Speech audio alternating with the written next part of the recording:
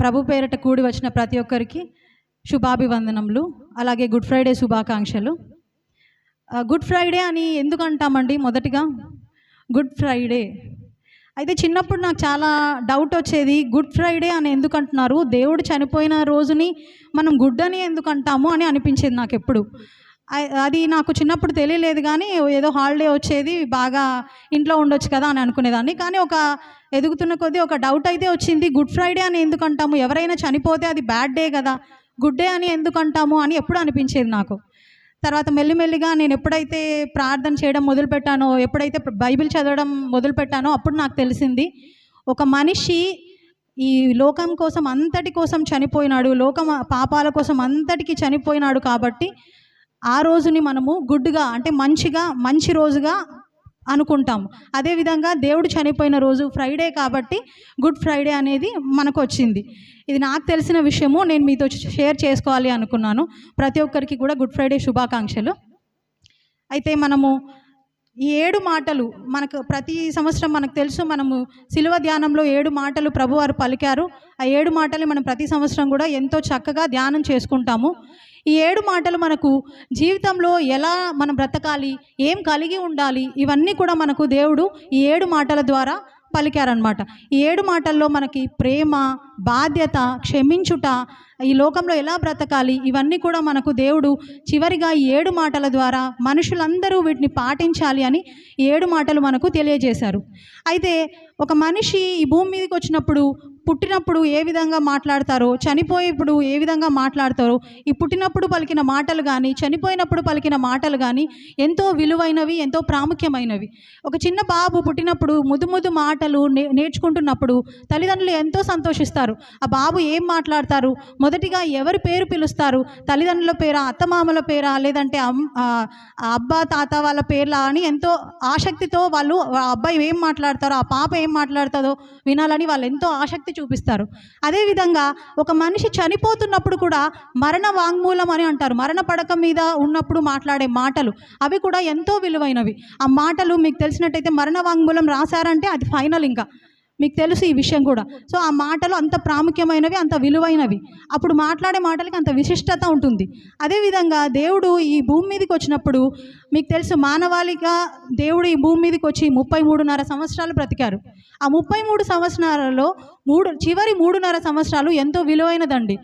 చివరి 3.5 సంవత్సరాలు యేసు ప్రభువారు ఒక అడల్ట్గా, ఒక మనుషుడిగా ఎదిగి ఆ 3.5 సంవత్సరాలు ఎంతో ఉపమాన రీతిగా అంటే బోధ చేశారు. ఆయన ఒక గొప్ప బోధకుడు, మీకు బాగా తెలుసు, ఎన్నో విషయాలు మనకు బోధించారు.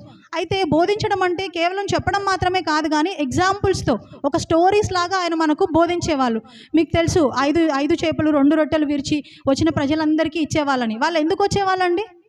ఆయన చేసే బోధ వినడానికి, ఆయన చెప్పే మంచి మాటలు. అది కూడా ఆయన ఎలా చెప్పేవాళ్ళంటే మనకు ఉపమాన రీతిగా, ఎగ్జాంపుల్స్తో, స్టోరీస్ లాగా. మామూలుగా చెప్తే జనాలకు అర్థం కాదు అని చెప్పి స్టోరీస్, మీరు ఎక్కడ చూసుకున్నా కూడా కొత్త నిబంధన గ్రంథంలో అంతా కూడా మనకు స్టోరీస్. ఒక స్టోరీ మీకు తెలిసినట్టయితే తప్పిపోయిన కుమారుడు స్టోరీ మీకు తెలిసే ఉంటుంది, ఏ విధంగా అయితే తప్పిపోయాడు అని. సో అలాంటి స్టోరీస్ తీసుకొని ఉపమాన రీతిగా మనకు మంచి మాటలు ఎన్నో చెప్పారు. ఆ 3.5 సంవత్సరాల్లో చివరి వారం అనేది ఎంతో ప్రశస్తమైన వారం. చివరి మట్టల ఆదివారం నుండి ఈ వచ్చే ఆదివారం రిసరెక్షన్ సండే అంటాము. రిసరెక్షన్ సండే అంటే పునరుద్ధాన రోజు. ఆ మట్టల ఆదివారం నుండి పునరుద్ధాన దినం వరకు ఈ ఆదివారం ఎంతో శ్రేష్టమైనది. ఈ వారంలో ప్రతి ఒక్క దినానికి కూడా ఒక విశిష్టత అనేది ఉంది మనకు. ఈ వారం ఎప్పుడైతే జెరూషలేంలో యేసయ్య మట్టలతో జయోత్సాహంతో ఆ జెరూషలేంలోకి ఎంటర్ అయినారో అప్పటి నుండి పునరుద్ధాన దినం వరకు కూడా ప్రతి ఒక్క రోజు ఎంతో ప్రాముఖ్యమైన రోజు. అదేవిధంగా ఈ గుడ్ ఫ్రైడే రోజు ఆయన సిలువలో పలికిన 7 మాటలు ఎంతో ప్రాముఖ్యమైనవి. మొదటిగా సిలువలో పలికినప్పుడు ఆయనకు అసలు ఓపిక కూడా లేదండి. ఇంకా మీకు తెలిసే ఉంటుంది, ఉదయకాలం మొదలుకొని 3 గంటలకు సిలువ వేయబడినప్పటి వరకు ఆయనని ఎంతో బాధిస్తూ, శోధిస్తూ, కొరడాలతో కొట్టి ఎంతగానో హింసించారు. ఆయనకు అసలు ఓపిక కూడా లేదు. 2 చేతులు లాగి మేకులు కొట్టినప్పుడు ఆ లంగ్స్ అనేవి కూడా ఇట్లా పైకి అయిపోయినాయి. లాగి కొట్టారు అని ఉంది మనకు బైబిల్లో. ఇలా ఆయన చేతులు 2 బిర్రుగా లాగి కొట్టేసినారు. అయితే ఆయనకు బ్రీత్ తీసుకోవడం కూడా, గాలి తీసుకోవడం కూడా అంత కష్టంగా ఉంది. అయినప్పటికీ కూడా 7 మాటలు సిలువలో పలకగలిగారు. ఎందుకు పలికారండి ఆ 7 మాటలు? లేఖనాలు నెరవేర్చబడాలి. దేవుడు చెప్పిన చివరి మాటలు ద్వారా అయినా ప్రజలు రక్షించబడతారని, ఆ మాటలు తెలుసుకొని అయినా ప్రజలు దేవుడి గురించి తెలుసుకొని ఆయన తట్టు మరలుతారనే విషయాన్ని గురించి ఆయన 7 మాటలు పలకడం జరిగింది. అందులో మొదటి మాటగా లూకాసు వార్త 23:34 వచనం చూద్దామండి. లూకాసు వార్త 23:34 వచనము. యేసు, తండ్రి వీరేమి చేయుచున్నారో వీరెరుగరు గనక వీరిని క్షమించమని చెప్పను. చాలండి. తండ్రి వీరేమి చేయుచున్నారో వీరెరుగరు గనక వీరిని క్షమించండి అని విజ్ఞాపన చేస్తున్నారు. ఎవరితో చేస్తున్నారు విజ్ఞాపన? తండ్రితో చేస్తున్నారు విజ్ఞాపన. ఏమని? క్షమించమని చెప్తున్నారు. నిజానికి అక్కడున్న రోమన్ సైనికులు ఎవరైతే సిలువ వేశారో అక్కడ ఉన్నటువంటి రోమన్ సైనికులు మరియు యూదా మత పెద్దలు కానీ ఆ చుట్టుపక్కల ఉన్న జనాలందరికీ కూడా వాళ్ళు ఏం చేస్తున్నారో వాళ్ళకి తెలీదా అండి? సిలువ వేస్తున్నప్పుడు కొరడాలతో కొట్టడం కానీ, ఉమ్మి వేయడం కానీ, ఆ గడ్డం పట్టుకొని లాగినప్పుడు కానీ, మరి మాటలతో శోధిస్తూ బాధిస్తూ ఆయనను ఎంతగానో అపహసిస్తున్నప్పుడు వాళ్ళు ఏమైనా చిన్నపిల్లలా తెలియకపోవడానికి? అయినప్పటికీ కూడా ప్రభు ఏమంటున్నారు? తండ్రి వీరేం చేయుచున్నారో వీరెరుగరు గనక వీరిని క్షమించండి అంటున్నారు. నిజానికి వాళ్ళకు ఒక విషయం మాత్రం నిజంగానే తెలియదండి. ఏంటంటే ఈ ప్రవచనాలన్నీ కూడా అంటే యేసు ప్రభు వాళ్ళు ఇలా పుడతారు, ఈ విధంగా సిలువ వేయబడతారు, సిలువ వేయబడినప్పుడు ఎంతో శోధనతో బాధనతో వేదనతో చనిపోతారు అన్న విషయం మాత్రం ఆ రోమన్ సైనికులకి నిజంగానే తెలియదు. ఎందుకంటే పాత నిబంధన గ్రంథంలో ఆల్రెడీ ప్రవచనాలు ఉన్నప్పటికీ నాకు తెలిసి వాళ్ళకి తెలియదు అనుకుంటా. అందుకే వాళ్ళు ఈ విధంగా ప్రవర్తిస్తున్నారు అని నా ఉద్దేశం. అక్కడ దేవుడు ఏమంటున్నాడంటే వీరేం చేయుచున్నారో వీళ్ళకి తెలియదు కనుక వీరిని క్షమించమంటున్నారు. ఆ ప్రవచనాలన్నీ నెరవేర్చబడడం కోసం ఇదంతా జరుగుతుంది. ఆ ప్రవచనాలు జరుగుతున్నాయన్న విషయం మాత్రం రోమన్ సైనికులకు అక్కడున్న యూదా మత ప్రజలకు కానీ వాళ్ళందరికీ కూడా తెలియదు. అందుకే యేసుప్రభు వారిని అంతగా శోధిస్తున్నారు, బాధిస్తున్నారు. మరి అంతేకాకుండా ఆయనకున్నటువంటి పై వస్త్రము అంగీ కొరకు వాళ్ళు చీట్లు వేయుచున్నారు. ఈ అంగీ కొరకు చీట్లు వేయబడుట కూడా కీర్తన గ్రంథంలో మనకు కీర్తనల గ్రంథం 22వ అధ్యాయము 18వ వచనంలో ఒకసారి చూడండి. కీర్తనల గ్రంథము 22:18 వచనం చూడండి. నా వస్త్రములు వారు పంచుకొనుచున్నారు, నా అంగీ కొరకు చీట్లు వేయుచున్నారు. చాలండి. అంగీ కొరకు చీట్లు వేయుచున్నారు, పై వస్త్రమును వాళ్ళు ఏం చేస్తున్నారంటండి? పంచుకుంటున్నారంట. అయితే ప్రభు ఒక సందర్భంలో అంటారు, ఆకాశ పక్షులకు తల దాచుకొనుటకు గూళ్ళు కలవు, నక్కలకు బొరియలు కరవు, అయితే మనుష్య కుమారుడు తల దాచుకొనుటకు స్థలము లేదు. ఈ భూమి మీద ఏం లేదంట? స్థలము లేదు. మీ అందరికీ తెలుసు మనుష్య కుమారుడు ఎక్కడ జన్మించాడండి? పశువుల తొట్టిలో. అంత సన్ ఆఫ్ గాడ్, దేవుని కుమారుడు, మనుష్య కుమారుడిగా ఈ భూమి మీదకి వచ్చినప్పుడు ఆయన తల దాచుకోవడానికే స్థలం లేదు అసలు. అదే ఆయన అంటున్నారు, ఆకాశ పక్షులకు కూడా గూళ్ళు ఉన్నాయి, నక్కలకు కూడా బొరియలు ఉన్నాయి, కానీ మనుష్య కుమారుడు ఈ భూమి మీదకి వచ్చినప్పుడు తల దాచుకోవడానికి స్థలము లేదు అంటున్నారు. అయితే ఆయనకున్నటువంటి ఒక ప్రశస్తమైన ఈ భూమి మీద ఏదైనా ఉందా అంటే ఆయన పై వస్త్రం మాత్రమే. ఈ లోకంలో ఆయనకంటూ ఏది కూడబెట్టుకోలేదండి. మనుషుల వలె ఆయన స్వార్థపరుడు కాదు. రేపొద్దున నాకు ఇల్లు ఉండాలి, రేపొద్దున నాకు ఫోన్లు ఉండాలి, బంగారు ఉండాలి, ఇవన్నీ ఉండాలి అనే ఆశ ఆయనలో లేదు. అందుకనే ఆయన ఏది కూడా ఈ భూమి మీద కూడబెట్టుకోలేదండి.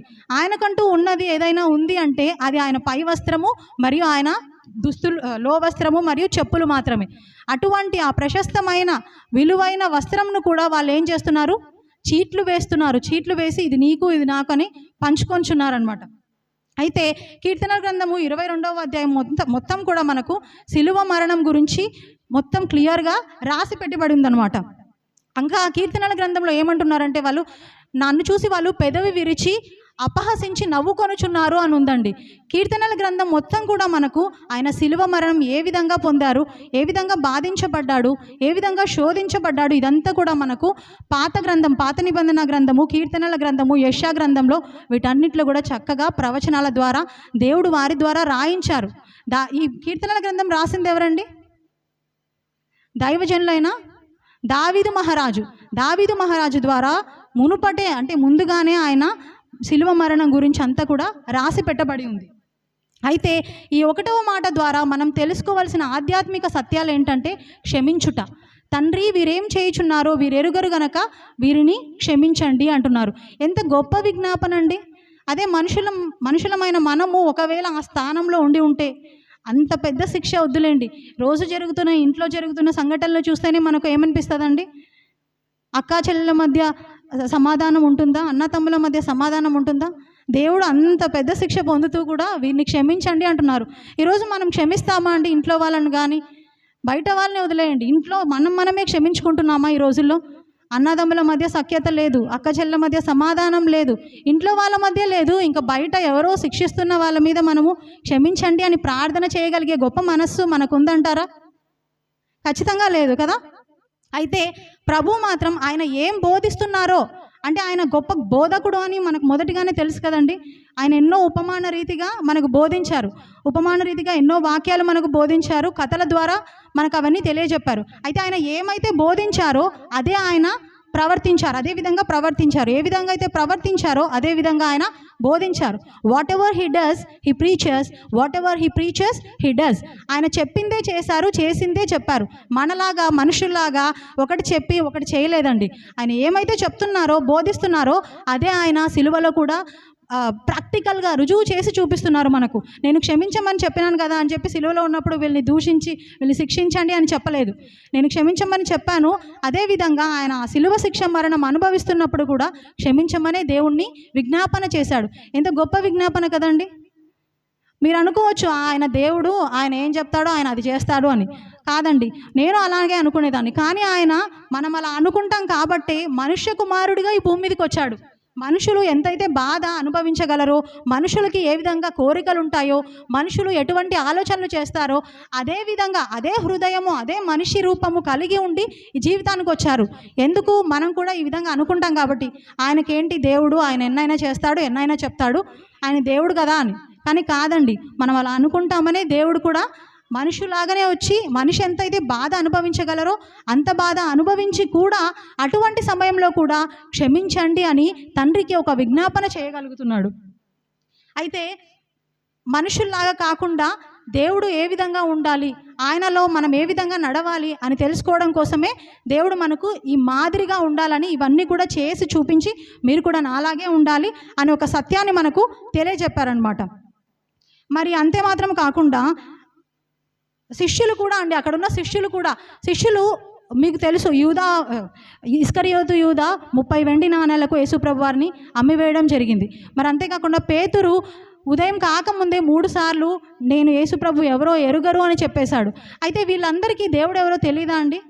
శిష్యులుగా ఎన్నో రోజులు ఆయన దగ్గర ఉండి ఆయనతో నడిచి ఆయన చేసే మంచి ఉపమానాలు వింటూ అవన్నీ నేర్చుకొని చివరిగా ప్రభు పునరుద్ధానుడై వెళ్ళిపోయిన తర్వాత వీళ్ళందరి మీదకి పరిశుద్ధాత్మ వచ్చి వీళ్ళు అపోస్తులుగా పిలువబడి ఎన్నో గొప్ప కార్యములు జరిగించబడ్డాయి. ఇదంతా కొత్త నిబంధన గ్రంథంలో రాసి పెట్టబడింది.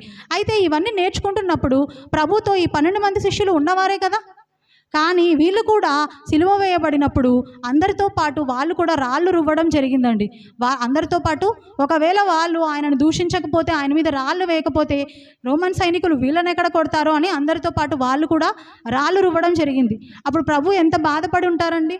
నాతో పాటు తిరుగుతున్న వాళ్ళే, నాతో పాటు కూర్చొని భోజనం చేసిన వాళ్ళే, నాతో పాటు ఉండి ఉపమాన రీతిగా బోధిస్తున్నప్పుడు విన్న వాళ్ళే, నా ద్వారా మేలు పొందిన వాళ్ళే ఈరోజు నన్ను ఈ విధంగా రాళ్ళు రువ్వుతున్నారు, అసహించుకుంటున్నారు, అవమానపరుస్తున్నారు అందరితో కలిసి అని తెలుసుకున్నప్పుడు ఆయన ఎంత బాధపడి ఉంటాడండి. అయినప్పటికీ కూడా ఆయన అంటున్న ఒకటే మాట, వీరేం చేయుచున్నారు వీరికి తెలియదు కనుక వీరిని క్షమించండి అంటున్నారు. అయితే యెషయా గ్రంథం 53వ అధ్యాయం 12వ వచనం ఒకసారి చూద్దామండి. యెషయా గ్రంథము 53వ అధ్యాయం 12వ వచనము. కావున 53:12 అతిక్రమము చేయబడి వారిలో ఎంచబడినవాడు, అతిక్రమము చేయి వారిలో ఎంచబడినవాడు. ఆయన నిజానికి ఏ అతిక్రమము చేయలేదు. పిలాతు కూడా అదే చెప్పారు. న్యాయపీఠం దగ్గరికి సిలువ వేయడానికి యేసుప్రభు వారిని తీసుకొచ్చినప్పుడు పిలాతు కూడా ఈయనలో నాకు ఏ నేరం కనపడడం లేదు, మీరెందుకు ఈయనకు ఇంత పెద్ద శిక్ష విధించాలనుకుంటున్నారు అని అడుగుతాడు. ఆయనలో నిజానికి ఏ నేరం లేదు, కానీ ఆయన మొదటి ముద్దాయిగా ఎంచబడినాడండి. మొదటి ముద్దాయిగా, ద చోజన్ వన్, మొదటి ముద్దాయిగా ఎంచబడ్డాడు. ఏ అతిక్రమము చేయలేదు, ఏ నేరము చేయలేదు, అయినప్పటికీ కూడా మొదటి ముద్దాయిగా ఎంచబడినాడు. అయితే ఆ సిలువలో పడినటువంటి బాధ మొత్తము, ఆ శిక్ష, ఆ బాధ, ఆ గడ్డం పీకినప్పుడు, ఆ లాగినప్పుడు, ఆ పెయిన్, ఆగోని అంటే పెయిన్, ఈ యేసు ప్రభు వారు అనుభవించిన పెయిన్ అంతటికి కూడా సైంటిస్టులు ఆ సిలువ నుండి వచ్చిన బాధని సైంటిస్టులు ఒక కొత్త వర్డ్ ఆయన కోసము క్రియేట్ చేయబడిందండి. ఆ సిలువ మరణంలో పొందిన బాధను ఏ విధంగా మనము ఏ వర్డ్తో పోల్చగలము అని ఒక కొత్త వర్డ్నే తీసుకొని వచ్చారు. దాన్ని ఏమంటారంటే ఎక్స్క్రూషియేటివ్ పెయిన్ అని అంటాము. ఎక్స్క్రూషియేటివ్ పెయిన్ అంటే సిలువ మరణం నుండి వచ్చిన బాధని ఎక్స్క్రూషియేటివ్ పెయిన్ అని అంటారని సైంటిస్టులు యేసుప్రభు వారి కోసం మాత్రమే డిక్షనరీలో ఒక వర్డ్ని కొత్తగా సృష్టించబడడం జరిగింది. అంత గొప్ప పెయిన్కి పేరేంటంటే ఎక్స్క్రూషియేటివ్ పెయిన్ అని అంటాము. అటువంటి పెయిన్ అయితే అక్కడున్న రోమన్ సైనికులంతా ఆయనను బాధిస్తూ కూడా ఎంతో ఆనందం పొందుచున్నారు, పైశాచిక ఆనందం. ఆయన్ను బాధిస్తూ పైశాచిక ఆనందాన్ని వాళ్ళు పొందుచున్నారు. అయినప్పటికీ కూడా ఆయన ఒకటే విజ్ఞాపన చేస్తున్నారు. వాళ్ళన్ని పిడిగుద్దులు గుద్దుతూ అంత హింసిస్తున్నప్పటికీ కూడా వాళ్ళు ఒకటే ప్రార్థిస్తున్నాడు యేసుప్రభు వారు, తండ్రి వీరేం చేయుచున్నారో వీరెరుగరు గనక వీరిని క్షమించండి. Father, they know not what they are doing, forgive them. So మనం కూడా దీని నుండి తెలుసుకోవాల్సింది ఏంటి అంటే ఫర్గివ్నెస్, క్షమించుట. మనం ఈరోజు ఆ క్షమాపణ గుణం కలిగి ఉన్నామా లేదా అనేది మనమే పరీక్షించుకోవాలండి.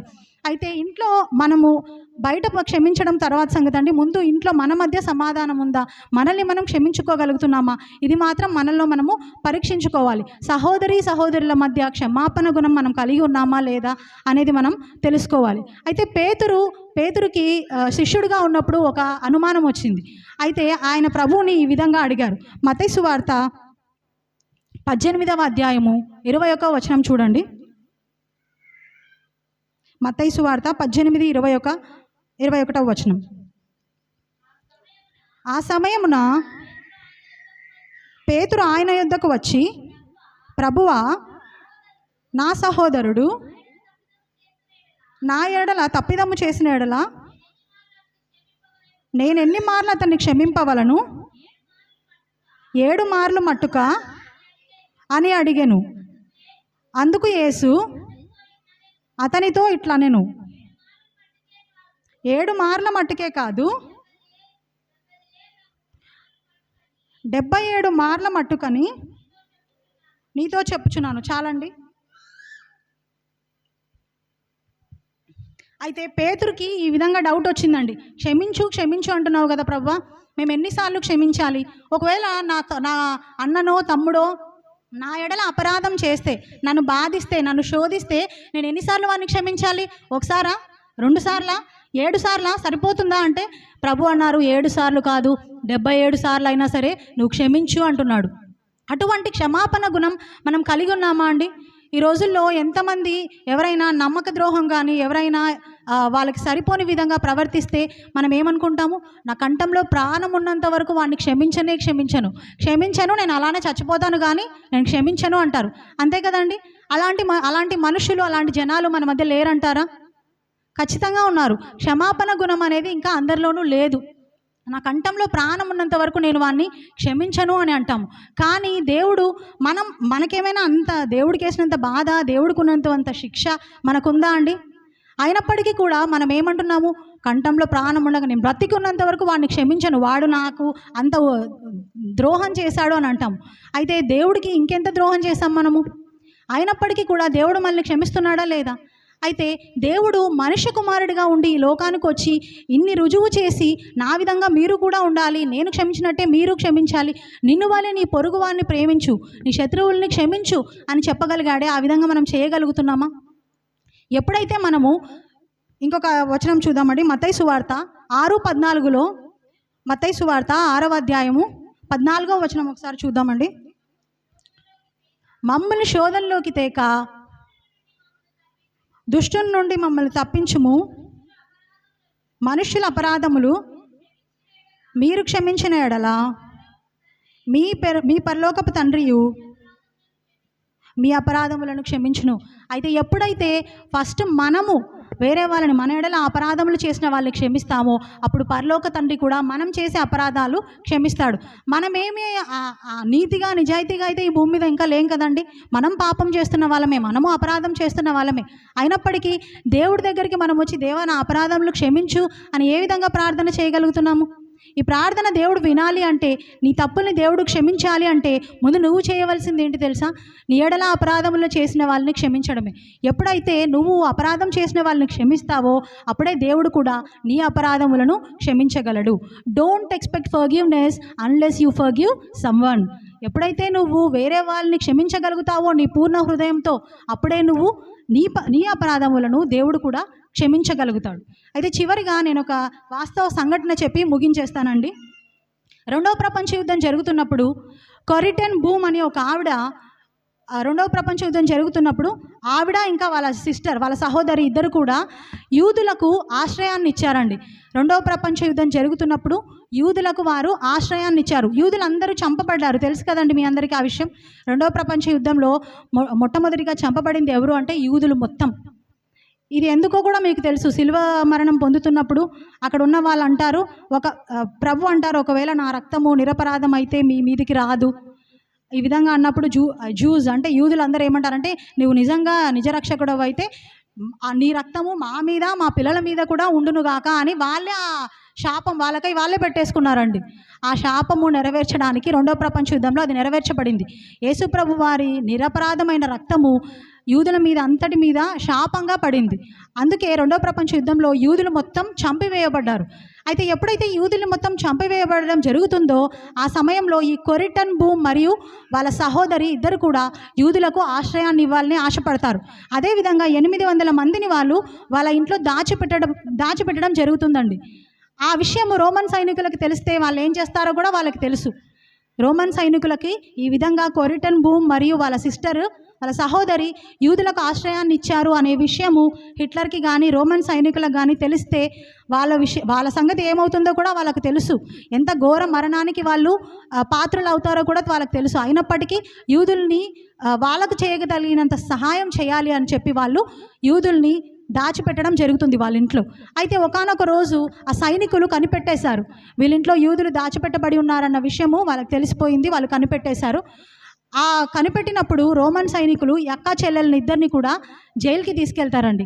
కొరిటన్ బూమ్ మరియు వాళ్ళ సహోదరిని ఇద్దరిని జైలుకి తీసుకెళ్ళిన తర్వాత వాళ్ళిద్దరిని జైల్లో వేసి ఈ అక్క ముందర చెల్లెల్ని ఎంతగానో మానసికంగా, పైశాచికంగా, శారీరకంగా ఆ రోమన్ సైనికులు, ఒక జైలర్ ప్రతిరోజు ఆమెను శోధిస్తూ ఉండేవాడు. ప్రతిరోజు అక్క ముందే చెల్లిని చెరిపేసేవాడు. ఈ విషయాన్ని, ఈ సంఘటన అన్నీ చూసి ఆ కొరిటన్ బూమ్ అనే ఆవిడ మానసికంగా ఎంతో శోధనకి, వేదనకి లోనయింది. కొన్ని రోజుల తర్వాత వాళ్ళ సహోదరి మరణించడం జరిగింది. ఆ రోమన్ సైనికుల ద్వారా మరణించడం జరిగింది. అయితే దేవుడి కృప వల్ల కొరిటన్ బూమ్ని విడుదల చేయబడిన తర్వాత ఆమె దేవుడి కృపను తెలుసుకొని దేవునిలోకి మారి ప్రతిరోజు చర్చికి వెళ్తూ దేవుని ఆధ్యాత్మిక విషయాలు తెలుసుకుంటూ ఎంతో నెమ్మదిగా బతికేది. ఒకరోజు వాళ్ళ సహోదరిని చెరిపేసి చంపేసిన ఆ సైనికుడు ఒకతను చర్చిలో కనిపిస్తాడు. చర్చిలో కనిపించినప్పుడు మనలాంటి వాళ్ళమైతే ఏం చేస్తామండి? ఎప్పుడెప్పుడు వీడు కనిపిస్తే నేను చచ్చినా పర్వాలేదు, నేను జైలుకి వెళ్ళినా పర్వాలేదు, వీడినైతే చంపకుండా వదిలేయను అన్న ఒక కోపము, ఒక కసి మనలో ఉంటుంది కదా. అయితే ఆ దృశ్యాలు ఆమె కల్లారా చూసింది. ప్రతిరోజు వాళ్ళ చెల్లెల్ని ఎంతగా హింసించడమో ఆమె కల్లారా చూసి ఎంతో బాధకు లోనైంది. కానీ జైలు నుండి బయటకు వచ్చిన తర్వాత దేవుని గురించి తెలుసుకొని క్షమాపణ, ప్రేమ, దేవునిలో ఎలా బ్రతకాలి ఇదంతా తెలుసుకున్న తర్వాత ఆమె ఎంతో శాంతంగా, సమాధానంగా బ్రతికేది. ఆ జైలర్ని ఒకరోజు చూసింది చర్చ్లో. చూసిన తర్వాత ఆయన దగ్గరికి వెళ్ళి ఒకటే మాట అనింది, my dear friend, how are you? నా స్నేహితుడా, నీవెలా ఉన్నావు అని అడిగింది. ఒకసారి మనల్ని మనం ఆ సిచ్యువేషన్లో ఇమాజిన్ చేసుకుందామండి. ఏ విధంగా మనము రెస్పాండ్ అయ్యే వాళ్ళము? ఆ జైలర్కి అయితే ఆ మాట అనగానే, my dear friend, how are you అని అనగానే ఆ జైలర్కి ఒక్కసారిగా కళ్ళల్లో నీళ్ళు వచ్చేసాయండి. మనము ఏదైనా చేయగలము ఈ భూమి మీద మన పట్ల అపరాధం చేసిన వాళ్ళ గురించి అంటే క్షమాపణ మాత్రమే అండి. క్షమించి వాళ్ళని ప్రేమగా పలకరించి చూడు, నిప్పుల కుంపటి వాళ్ళ నెత్తి మీద పోసినట్టే అని బైబిల్లో ఉందండి. మన ఎడల అపరాధం చేసి మళ్ళీ శోధిస్తున్న వాళ్ళు, బాధిస్తున్న వాళ్ళకి మనం చెప్పే గుణపాఠం ఏంటో తెలుసా అండి? ప్రేమగా పలకరించడం, వాళ్ళని క్షమించడం. అది మాత్రం చేయగలిగితే వాళ్ళ తల మీద నిప్పుల కుంపటి కుంపరిచినట్టేనంట. ఎంత గొప్పగా ఆమె ప్రభు గురించి తెలుసుకొని ఆ విధంగా రెస్పాండ్ అవ్వగలిగిందండి. అయితే క్షమాపణ గుణం కలిగి ఉండాలి దేవుళ్ళలాగా అని ఆ విధంగా తెలుసుకొని ఆ జైలర్ ఆమెకు కనిపించినప్పుడు my dear friend how are you అన్న ఆ విధంగా అతన్ని పలకరించడం జరిగిందండి. అట్టి క్షమాపణ గుణం మనమందరం కూడా కలిగి ఉందామా ఈరోజు? అంత గొప్పగా మేము క్షమించే గుణం మాకు లేకపోవచ్చు అండి. కనీసం ఇంట్లో మనలో మనం సమాధాన పడి ఉందామా? ఈరోజు ఈ మొదటి మాట ద్వారా దేవుడు మనకు చెప్పవలసింది ఏంటి అంటే క్షమాపణ గుణం కలిగి ఉండడం. బయట వాళ్ళని క్షమించడం తర్వాత సంగతి అండి. నా మటుకు నేను ఏమనుకుంటానంటే ఈ రోజుల్లో ఏ ఇంట్లో చూసినా సమాధానం లేదు. అసలు ఇంటి మట్టుకే సమాధానం లేదు, బయట సంగతి తర్వాత. ఇంట్లో మనలో మనము సమాధానపడి క్షమాపణ గుణం కలిగి ప్రేమగా కలిగి ఉందాము అన్న విషయం మాత్రమే ఈ దేవుడు మనకి మొదటి మాట ద్వారా తెలియజేయాలనుకుంటున్నాడు. నాకు ఈ అవకాశాన్ని ఇచ్చిన అన్నగారికి కృతజ్ఞతాస్తుతులు చెల్లించుకుంటూ ప్రతి ఒక్కరికి వందనాలు.